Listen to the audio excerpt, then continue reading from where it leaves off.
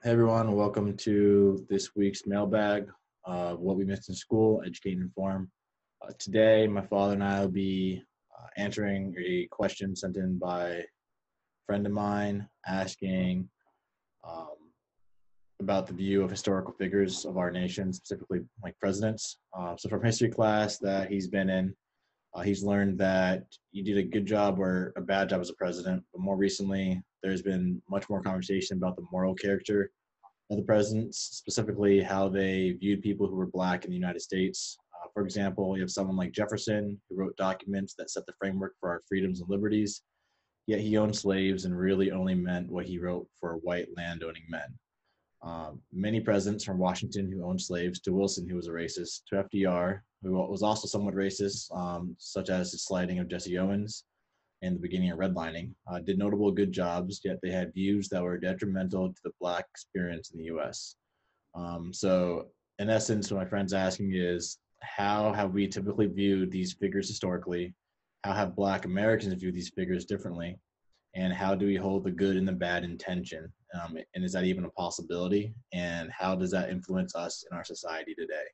So it's a great question. It's a multi-part one. So I guess we'll try to tackle it one piece at a time.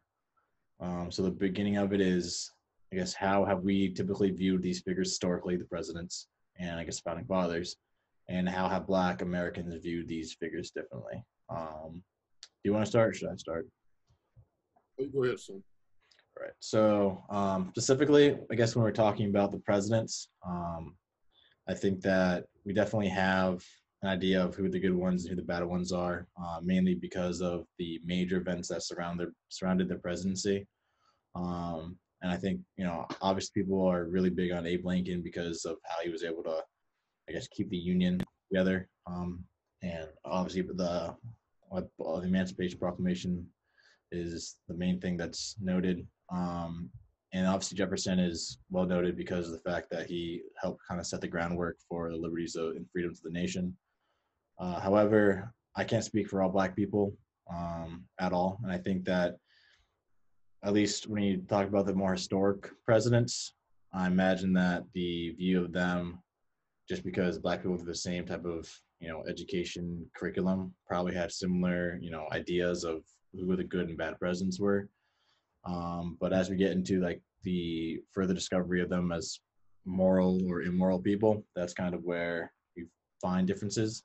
Personally, Dad, you and I have talked about this. I think to pursue the office of the president is in itself, I think implies a certain level of mental instability, to say to a degree, just because I don't think anyone who truly understands the position and wants to take on that much power and control and wants to be put up to those type of decisions is going to be completely there. I just think that to take on such a task like that, understanding the stress, understanding the power and the possible corruption, I think either means you have to be some sort of narcissist, which I think most politicians are, or some sort of have to have some sort of sociopathic tendencies to be able to make these decisions and not have it like destroy you as a person, or just being okay with that type of corruption. And so I think that when I compare presidents, I think it's important to differentiate between thinking a president's a good president and a good person, because I don't think that they necessarily go hand in hand. I mean, I'll argue that they kind of don't to a degree.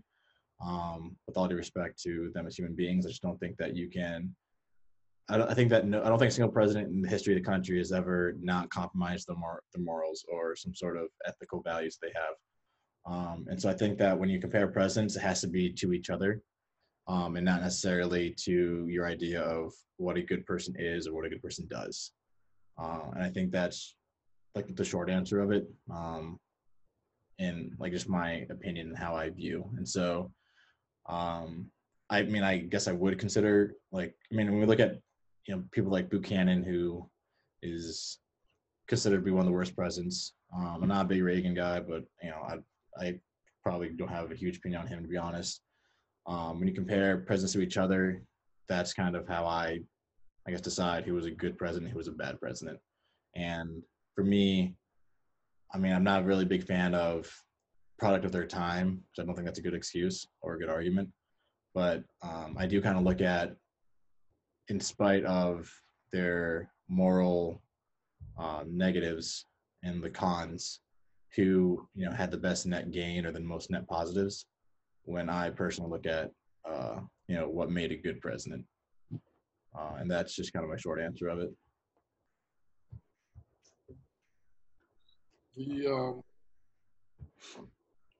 I agree with pretty much everything you said. Yeah, I think you do. There's sort of a mental thing there that makes you wonder if they're all there to want to run for president. But I temper that a little bit by stating that except for the current occupant in the White House, most presidents understood what they were kind of getting into. They understood the presidency in a very basic sense. And they understood that it was a public service. But no one really understands what they're getting into until they're there. You take, for example, a guy like John F. Kennedy. And Kennedy, was young when he was elected president. He'd only been in Congress for a few years, had not been there very long. And it took him a year or two to adjust. There is a period of adjustment there to begin to understand exactly what you're getting into. So a guy like, Joe Biden right now, having been vice president and having consulted closely with Obama on a number of things, has a better understanding of the presidency and what it entails than anyone else, who tried to run for president. And that includes actually Donald Trump, who still doesn't get it in many respects or what the job is supposed to be. And so you have that. Now, among Black people, again, my personal opinion is that when you look at the most popular presidents, obviously Obama. But other than that, though, Lincoln and Roosevelt readily come to mind. You can add possibly Harry Truman to that. Lyndon Johnson could be added to that as well. But those are the most popular presidents among Black people that I can think of right offhand. I know that part of his strategy in January, as far as Donald Trump was concerned, was to get the Black vote, which I thought personally was delusional, but that was his plan. Then COVID just ruined everything for him, or rather he ruined it for himself, regardless of who he was going after. You certainly had racist presidents. Trump aside, certainly Woodrow Wilson was among the worst. And, Washington owned slaves. And Jefferson actually questioned slavery, but because of the fact that he was the kind of person who outspent his means, he needed slaves in order to stay kind of solvent. And of course, there's a whole Sally Hemings thing with it, but sex and sexual relationships, and for that matter, love interest, that's a different story, maybe a different time. Lincoln certainly, obviously was quite popular and probably the most popular of all U.S. presidents. But even Lincoln himself certainly admitted publicly that he did not believe that Black people were the equal of whites. And indeed, he actually tried to send Black people to Haiti, colonize Haiti. When that did not work out, then he sort of renewed, or not necessarily renewed, but then he then decided to commit to ending slavery in the United States, something he was opposed to anyway, actually. So you certainly had a number of presidents that, that did not believe that Blacks and whites were equal. Franklin Roosevelt's problem was that no matter how he felt, and he did have some racist tendencies, in which his wife tried to reel him back in, and his wife certainly was his eyes and ears. But the big issue when Roosevelt was president, besides the economy, was lynching. And And so there was a lot of pressure put upon Roosevelt by black leaders and others to have put through Congress a bill that banned lynching, banned lynching period, actually. And Roosevelt would not back it because of the fact that he needed Southern congressional support for some of his New Deal programs. So Roosevelt never did try to do anything about lynching. His successor, Harry Truman, then stepped into the situation. Now, Truman was a person who was backed by, I'll use the word bosses. He was backed by a boss in Kansas City who was involved in a lot of, shall we say, unethical and possibly illegal things at that time. And it was and that individual, so individuals like that were responsible for getting Truman into politics in the first place in many respects. And Truman certainly had racist tendencies, but Truman was also a pragmatist, and he understood that, especially after he became president, that the mistreatment of black people was something that could be used as propaganda by the Russians during the Cold War. But when he was approached by a group of black leaders led by Paul Robeson, who I think is the most talented person in the history of ever, Robeson, and when Truman refused to really do anything about lynching, Robeson told the president, well, look, if you're not going to do anything to protect us, then we're going to have to arm ourselves and defend ourselves. To which Truman, we'll slow down here a little bit. But understand that he needed the black vote, Truman did other things. And so, for example, the biggest thing was integrating the military. The Air Force was formulated in the 1940s, integrated immediately.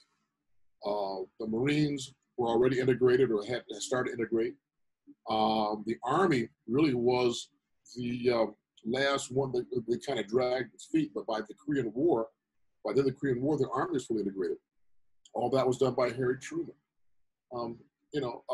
Eisenhower was president when the civil rights movement, the modern day civil rights movement beginning really with Rosa Parks and on through Dr. King and others. And but when you had the situation with the students who were trying to integrate the high school in Little Rock 9, in order to protect them, Eisenhower sent in federalized, National Guard troop, make it basically federal troops to protect those students. But he only did so not because he was a big believer in civil rights, but he did so because of the fact that the Supreme Court had ruled on something, Brown versus Board, and you had people who opposed the law. And as president, he was sworn to uphold the law, regardless of how he felt about the decision by the Supreme Court individually. So he understood what had to be done. Kennedy came along. Let me go back to Roosevelt just for a second. Franklin Roosevelt was, in his New Deal programs, benefited everyone, white people and black people. But because he benefited black people, at that point, black mothers began to raise began to name their sons after him.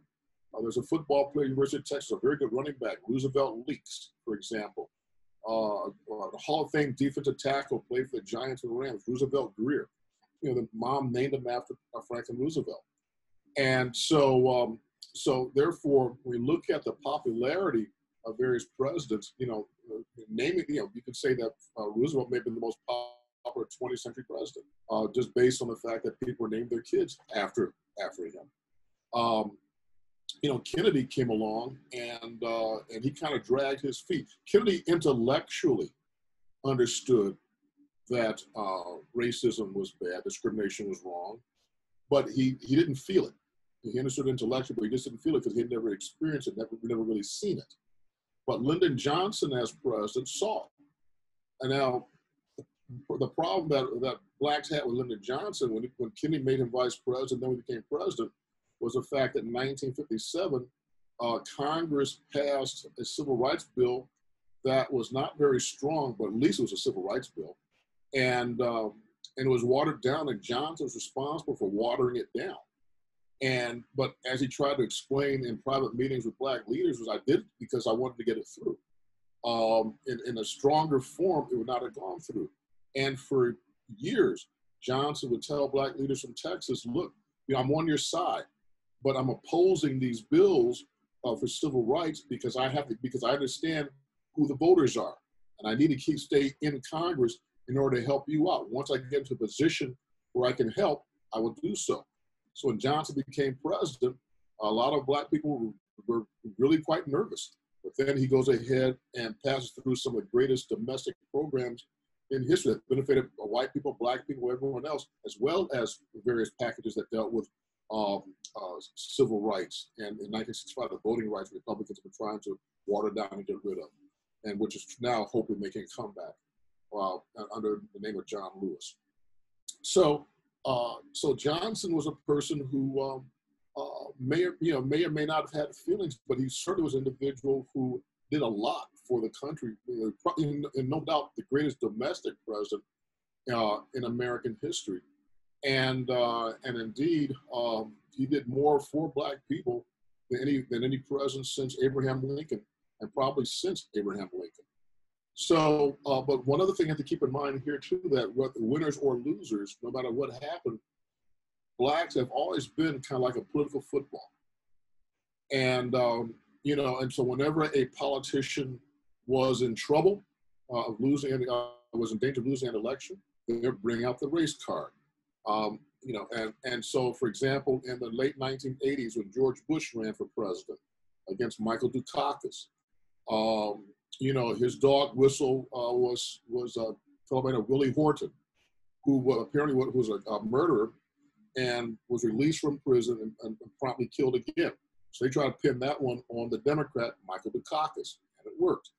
In the 1990s, you had an incredibly racist senator from North Carolina named Jesse Helms. And he was running against a black man named Harvey Gantt. And apparently was losing the polls. And then Helms pulled out an incredibly racist advertisement where it showed an office full of black people. And a white man was turned down for a job, and then you see the office, and all these people, the secretaries, whomever, are all black. And the whole idea is that if Gantt wins, this will happen to you. And so Helms won re-election. Just on a side note there, in 2008, when Barack Obama was running for president for the first time, Helms famously said, "There'll be a black president over my dead body." And then he died about 2 months before the election. And a very good high school friend of mine said, "Ask and you shall receive." But anyway, so, but this continued on. And so law and order, Ronald Reagan, the whole notion of law and order was a code words for we'll crack down on black people, which is what Trump is trying to do now. And so it has always been sort of a thing where blacks have been victimized by politics at the highest level. So, but again, though, looking at how blacks view various presidents, it's hard to say because obviously we're quite diverse, but again, I go back to the whole notion of who has done the most, and that would really be people like Lincoln, people like Franklin Roosevelt, Lyndon Johnson. You can put Kennedy up there as well. Clinton certainly had a very diverse cabinet. Jimmy Carter had a diverse cabinet. And of course, Barack Obama as well.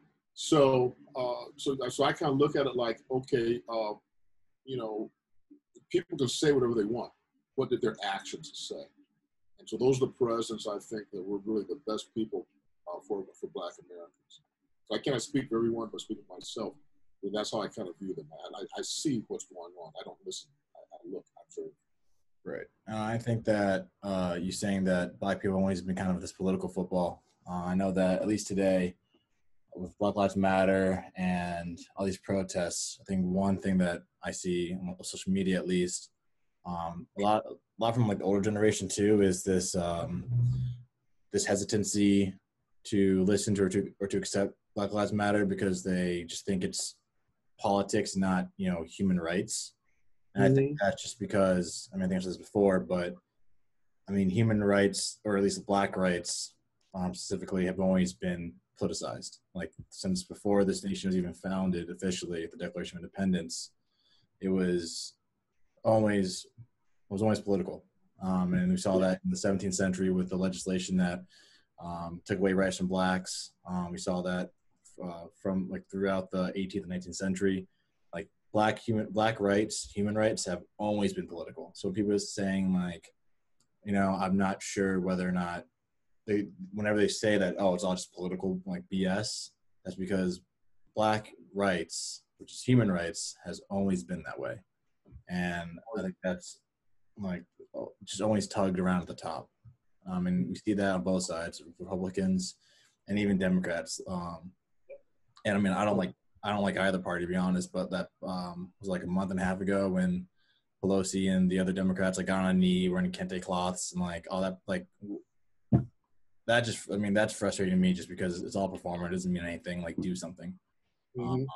It's a lot, and it's really, really annoying when, I guess in the past that type of behavior worked, but like it's just not anymore. It's just really frustrating. What's happening now is that people's feet are not being held to the fire, which is very good. I had to laugh because I saw the Trump thing about suburban housewives, and that was one of the funnier things because it just shows he really has not advanced the times. He doesn't understand life. The suburbs are quite diverse now, and he's still talking about property values and preventing low-income people, meaning black, from moving to the suburbs when they're already there. But he lives such a life that is so unrelated to reality that he thinks that this thing which certainly would work in the 1950s will work in the 2020s. And it's a totally different situation now. It's a totally different life now. And so once again, it shows that some people really don't have an understanding of the world around them. Yeah, it's very Pleasantville-esque to me. Yeah, I don't think that rich people just don't get it because they're not in the environment. So I think that's kind of universal. Yeah. All right, and then let's see. I think I had another question. Let me check. Did we already answer that? No, we answered that one. We do this one now. We could do like a really quick flyover of the unethical experimentation on Black people, or just go into it. We can do that quickly here. And but keep in mind that experimentation has been done on all kinds of groups. It was done on soldiers to check the effects of mustard gas, for example, and back during the Second World War. But I think that the biggest thing, as far as Black people, sort of the Tuskegee Experiment that lasted 40 years from 1932 to 1972, where you had about 600 people initially, dating back to the 1930s, who were being used for experiments. Maybe experiment is the wrong word here, but being used for observation, for observation purposes.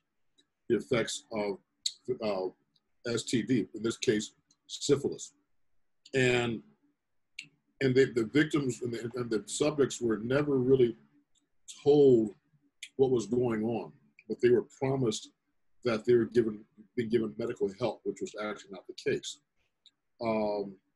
And so the whole idea was to try to observe the effects of syphilis on people.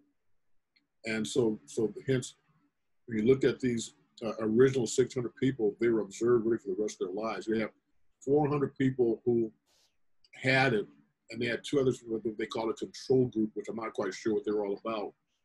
But in the end, what it came down to was the fact that about 1947, penicillin that would help with syphilis came about, but the subjects were never given that.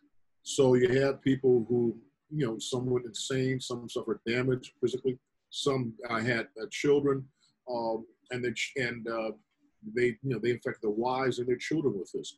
Now, one of the reasons why Black people were selected in the first place to do this was because of the fact that there was this belief that Black people were sexually adventurous, and therefore much more so than anyone else.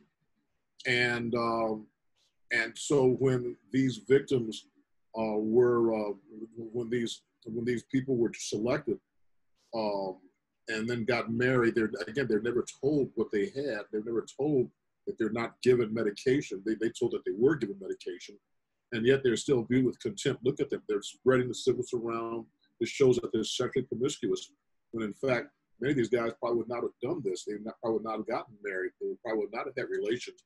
They would not have had children had they known what they had, if they had known the truth about the lack of medication in the first place. So the experiment was based, on racism, of course. And then finally, somebody inside leaked the information, and which the government put an immediate stop to this. Now, the same thing actually was done in Guatemala in the 1940s. From about 1947, 1949, they tried the same thing with citizens in Guatemala.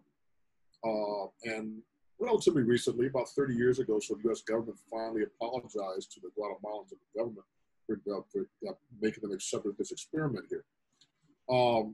But I think that when you look at the effect of all this, is that with what has happened today with COVID-19, it is suggested correctly that a lot of folks in the Black community do not trust, the healthcare industry. And it goes back to the Tuskegee Experiment, and it goes through really throughout the rest of the time frame since then. Whereas when HIV became really the thing, I guess we would say in the 1980s, it was really believed that the government deliberately spread HIV into the Black communities for observation. Whether that is true or not, I do not know, but that was the belief. So there is this trust, a lack of trust in the government when it comes to healthcare, and certainly you're seeing that with COVID right now. Yeah, I mean, I think that makes sense. And I also think that, we do see some sort of implicit racism in the medical system. I think the big one everyone points to is the mortality rate of childbirth in non-white women. I think that, even when I worked in a hospital setting as an SLP, at least, I remember we went through this training session where they had to essentially go over stereotypes to avoid, or stereotypes when it came to people Latinx community, and how to properly, I guess, communicate with them, as if that required a different level of procedure than to communicate with white people. So that was interesting to me.